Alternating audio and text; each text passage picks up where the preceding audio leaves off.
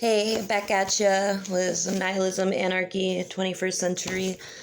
Last video we finished up the chapter on the history of nihilism. So now it's going to be nihilism versus socialism. What is left? Fairly quick read. I'm trying to kind of get this going because I should have mailed this last week. And Isabel, I'm sorry. So, looking at just like a little quick read, I'm going to go from the introduction of nihilism versus socialism. We have the family tree and Russian socialism. And then we will end at nihilism meets anarchism, which is a really good read. So let's get into it. The history of socialism is a noble tradition. It has been an epithet used by tyrants to curse their enemies and a flag by which working people transformed their workplace and the societies that they lived in. Almost every story we hear that involves someone standing up to authority involves socialism. It is the valiant story of individuals and groups who attempted to transform the status quo of their time against overwhelming odds. Socialism has changed people's expectations of rights, fairness, work, and the kind of leadership they should expect. On the one hand, socialism has completely transformed society over the past 200 years. More than just the revolutions that have had some success in various parts of the world under a socialist flag, socialism can be directly credited for the existence of unions that defend workers' rights, a universal education system in most parts of the world, a general health care system, especially in many Western countries, and a system that hybridizes elements of state protectionism and laissez-faire capitalism. On the other hand, socialism has been an abject failure. Socialism has never usurped capitalism in a meaningful or long-lasting way as an economic system. Most socialized systems of care balance the cruelty of benign neglect with the indifference of the few. Even liberatory socialism concerns itself primarily with navel-gazing, the cacophony of the mob, or the selfishness of the individual. Socialism has served better as a corrective to a world system than it has as the transformation of one system to another. The family tree. Socialism comes out of a historical lineage of ideas that stretches from the ancient Greeks, the Polish Socialism, the Enlightenment, and classic liberalism. While it is primarily understood as a political philosophy in resistance to the status quo of the 19th and 20th centuries, it actually agreed with the majority of the choices that those in power made.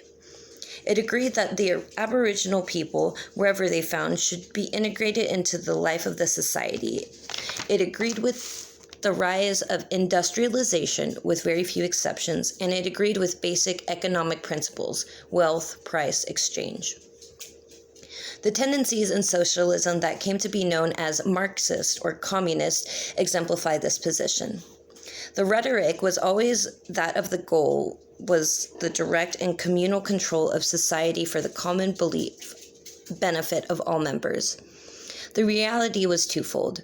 The conception of history that came out of the Marxist tradition, dialectical materialism, dictated that the transformation of society would pass through capitalism, as it has through feudalism, to transform into socialism and eventually communism. This meant that the progressivism was embedded within this, the dominant branch of socialism. This meant, especially prior to the Russian Revolution, that the path to revolution had to pass through the industrialization of society, and that the places where industrialization was most advanced were the places where socialist revolution was most likely to occur.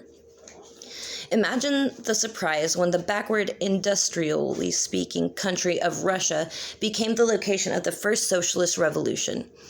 This surprise must have transformed to horror when Lenin's policy of war mimicked the worst aspects of capitalist extraction of value and allowed a limited return to free trade, became the baseline on which Soviet economy was based. To what extent did the libertarian tradition in socialism also represent this position? While the basic position of libertarian socialism seems innocuous, who could be against freedom or liberty? The actual positions taken by libertarian socialists mirror the larger socialist movement. Instead of arguing for the creation of an administrative body to manage the transformation to socialist society, libertarian socialists argue for self-management in free federations to deal with the question of power. Outside of the question of how practical or often these ideas are in a moment of contestation with the status quo is the question of what this practice means for libertarian socialists and whether this practice has informed socialism as a corrective to the world excess of the capitalist system or as a correct vehicle for the transformation of society. The primary mechanism by which libertarian socialists have practiced their socialism is by attempting to build the new world in the shell of the old. This practice extends from the idea that the socialist society must be exemplified by our behavior today. In order to create a self-managed society, libertarian socialists would begin by self-managing their current struggles and organizations. In addition, they would connect these self-management schemes through federalism that would give to them the ability to engage in self-defense and share resources.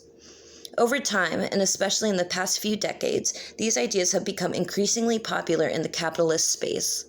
Many workplaces no longer organize themselves in the classic pyramid structure with a boss at the top and a clear organizational structure built on top of the line of the worker. Instead, these workplaces have integrated the innovation of self-management and allow for teams to assume responsibility for the amount and form of their production. Arguably, these innovations have been superficial as the pyramid structure hasn't been entirely destroyed, but the experience of the line worker has qualitatively changed. Consumer cooperatives have benefited from libertarian principles. By cutting out the profit motive, they provide low-cost services and goods to the members. By operating under principles of representational democracy, there is a degree of control and participation far beyond the typical corporation. The secondary mechanism of libertarian socialist practice has been in revolutionary moments.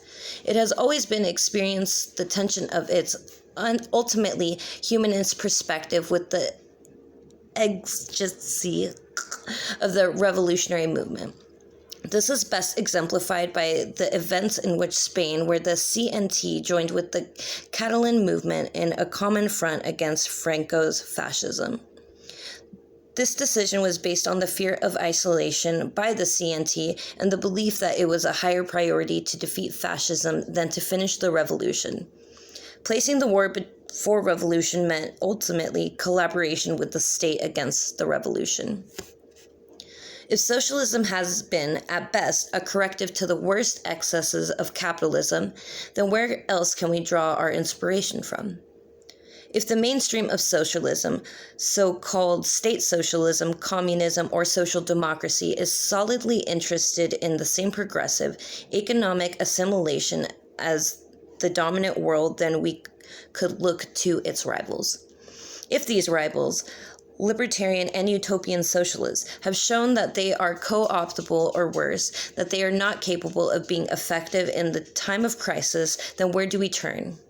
If people couldn't effectively combat the system of the 19th century when it was just becoming a worldwide system, rationalizing everything, including its opposition, what hope do we have today, long after the fact? Yeah, some heavy shit right there. And that finishes up that kind of introduction for nihilism versus socialism. And yeah, thanks for watching.